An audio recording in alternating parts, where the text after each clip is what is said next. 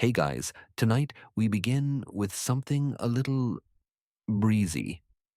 So, dim the lights, get comfortable, maybe pull a blanket up to your chin, and let's drift slowly back to a time when clothing wasn't really mandatory. That's right, we're going to talk about nudity. Not the modern, awkward kind, but ancient nudity. Because let's be honest, humans used to take natural lifestyle very seriously. Now, when you think of ancient societies, it's easy to imagine everyone running around in togas or heavily embroidered robes. Of course, that's partly true, but nudity had its place, and not just in the oops, laundry day sense. In early Mesopotamia, Egypt, and even Greece, being bare was sometimes a practical choice. It was hot, dusty, and a little sweaty.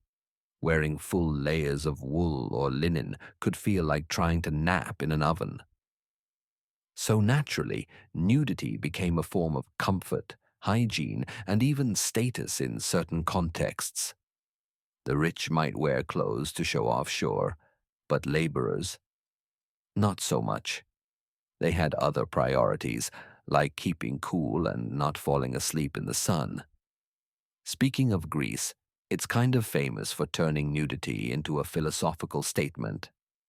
Greek athletes, for instance, competed entirely naked in the Olympics.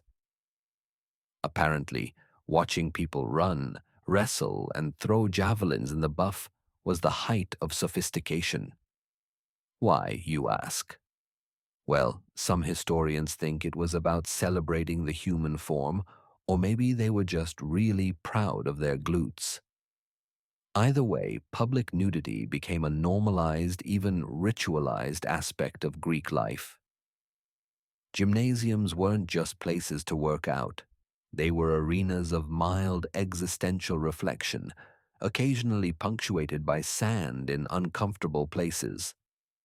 Moving over to Egypt, nudity had a slightly different flavor. Pharaohs and their households were heavily dressed in ceremonial garb, obviously, because being king is a full-time job of looking important. But for the average Egyptian, modesty was flexible. Children went unclothed most of the time. Workers often wore nothing more than a simple loincloth, and some artisans prided themselves on staying as bare as possible while laboring in the heat. Nudity here wasn't about rebellion or philosophy. It was a daily, practical matter. Keep the sun off your head, keep your feet cool, and maybe don't think too hard about the awkwardness of communal bathing. And then there's the Romans. Oh, the Romans. You'd think they'd be shy with all those toga parties. But no. Nudity in baths was a deeply ingrained cultural ritual. Public baths were essentially a mix of spa day, gossip hub, and low-key networking event. Men, women, slaves, sometimes even pets, naked together for cleanliness and socialization.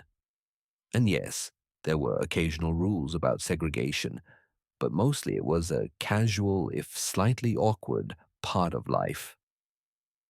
Imagine trying to meditate on politics while worrying someone might step on your toe. It was relaxing in a strange, historical sort of way. Let's float over to another cultural corner, some tribal societies in Africa, the Americas, and Oceania. Nudity wasn't just accepted, it was normalized in daily life. Clothing was minimal, often decorative, and served more for adornment than concealment. Bodies became canvases, painted, beaded, or tattooed to communicate status, age, or achievements. Nudity in this sense was a language, subtle, slow, and full of meaning. Interestingly, nudity wasn't universal.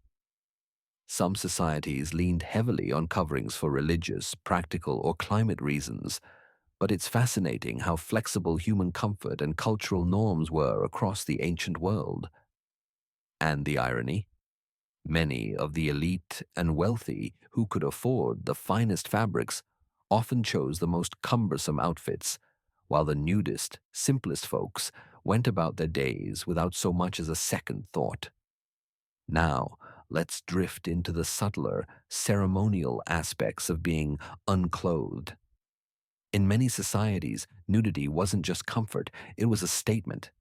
In Mesopotamia, certain religious ceremonies required participants to shed almost everything except maybe a simple sash or headband. Priests and priestesses often performed rituals this way because apparently showing off your human form was spiritually cleansing. Imagine standing under the hot sun in the middle of a courtyard, performing prayers while trying to maintain dignity. Very meditative, very serene. The Greeks, of course, were particularly fond of nudity as a symbol of virtue and heroism. Statues immortalize gods, athletes, and heroes in full glory, completely naked. Nudity became synonymous with excellence, athleticism, and moral clarity.